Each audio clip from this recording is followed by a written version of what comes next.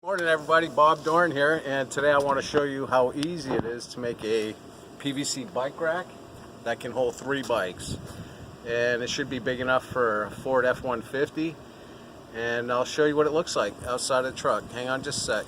What I've done is I've pulled the bikes off the bike rack, and this is what it looks like up onto the bed of the truck. Here's a list of the items I'll be using to make the bike rack. So you're going to need a quantity of 4 3/4 inch diameter, schedule 40 10-foot long PVC pipe, which is right here. You're also going to need a quantity of 6 3/4 inch diameter 90-degree elbows, which is right here. Also 16 3/4 inch diameter T-joint PVCs, and the reason why it's 3/4 is because of the slip fit in there. We're going to be careful to use the same diameter stuff all the way through. And you're going to need some PVC glue. This is right here. This is just something I had sitting in my garage. I don't know how old it is. Shake it, it's still good, so I'll use that. And also you're going to need something to cut the PVC pipe with. So what I have here, I have 3 different options. I have a hacksaw, which is always good. I have a regular handsaw that's used to cut wood. As you can see, I still have some wood shavings on there from when I trimmed a palm tree. And you have this cutter here, and this is what I'll be using. Keeps it nice and even. You can get a 90-degree cut if you line up the jaws. Alright, so I'll be right back with some numbers and cutting. Earlier, you're going to want to cut your PVC pipe, and you're going to want a quantity of 6 20 inches long. You're going to want 9, a quantity of 9 cut at 3 3/4. Here are my elbows, which are 6, and all my T-joints, and there are 18 of them, and I have 1 2 3 4 5 6 pieces cut at 13 1/4 inches, and over here the last ones are cut at 12 1/4.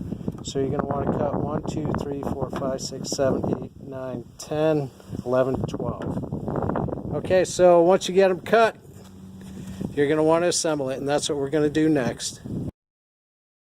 What I have here is I have the bike rack I pulled out of the back of the truck, and I've labeled the lengths of the cuts on each piece. So as you can see here, I've laid out a 90-degree, 3 3/4 inch, and a T. T meaning a T-joint. And as you work your way down, you'll see the lengths for each piece. So this way here, if you are wanting to make this, you can pause the video and take a look at where each length goes. On the back supports, they are different length, and those are 20 inches with a 90-degree T, so the back supports are 20 inches.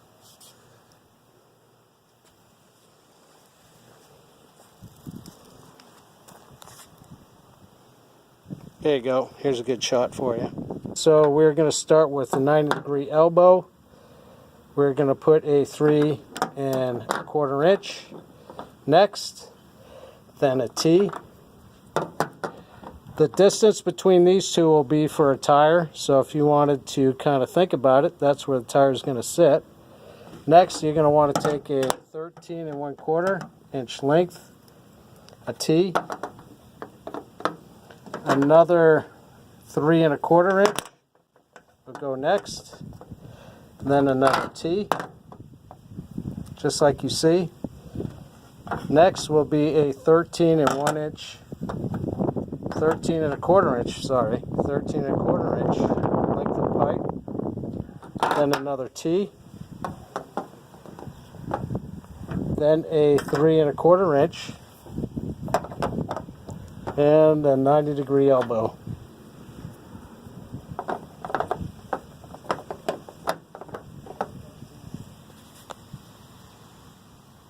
Once you get it all fitted up, this is what it should look like.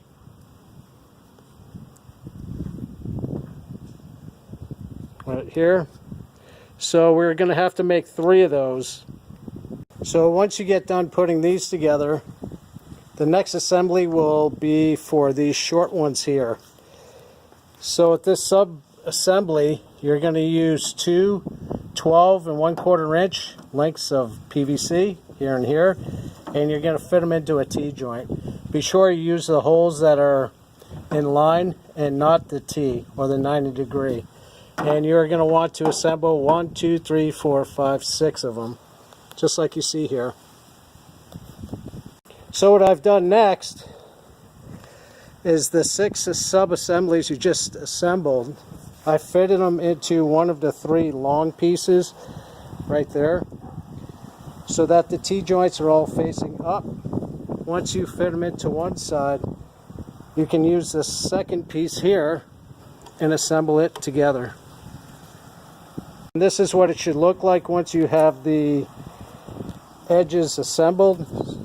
You should have this piece at the bottom, same piece up top, along with those extensions. Next pieces we're going to install are the 20-inch. And the 20-inch pieces fit right here into the T-joint. And you're going to want to do that for all 6. This is what it should look like once you get the 20-inch pieces installed. And the last piece to be installed will be this piece here. And this will go on top of the 6. You may have to move the 20-inchers around so that they line up with the T's, like this one here. This one didn't quite line up, so I just kind of moved it over, just like that. So keep in mind, this assembly is assembled without glue. I did not use any of the PVC glue at this state. It's just a matter of assembling it and fit checking it to the bed of the truck. Once you get that last piece installed off the 20-inchers, now it's time to kind of tighten things up a little bit so when you pick it up it doesn't fall apart. So what I've done is just kind of use the driveway as like a hammer. Just tilt it up. Oh, see, I had a piece fall off right there. So I'll reassemble it. So I reassembled it like so, and I'm still going to use the driveway as like a mallet or a hammer to kind of tighten everything up, especially on this one and this one. You don't want to go too hard because you need to pull it apart to glue it.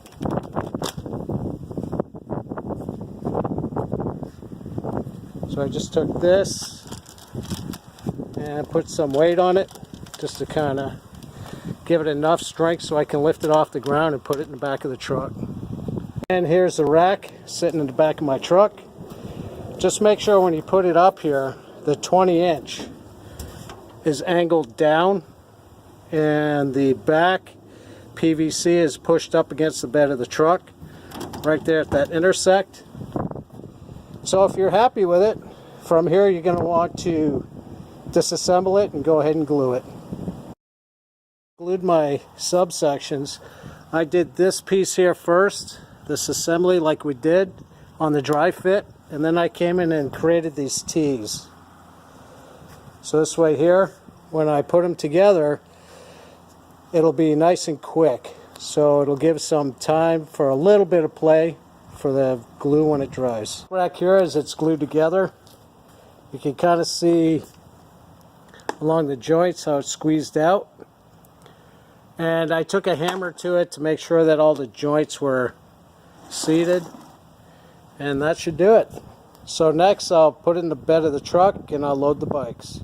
And here is the bike rack installed with my 3 bicycles. I have my mountain bike and my wife and daughter's little Walmart bikes.